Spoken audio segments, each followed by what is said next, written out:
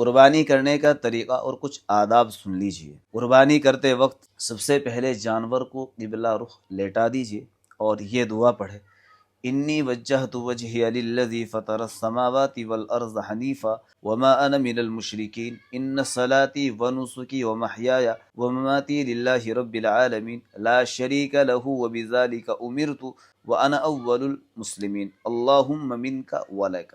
پھر بسم اللہ اللہ اکبر کہہ کر جانور کو تیز چھری سے ذبح کرے، اور چند ضروری ہدایات ہیں، ان پر ابھی عمل کیجیے گا۔ ذبح کرنے سے پہلے ہی چھری کو تیز کر لیجیے۔ ایک جانور کو دوسرے جانور کے سامنے ذبح نہ کرے۔ ذبح کرنے میں جانور کی گردن نہ توڑے۔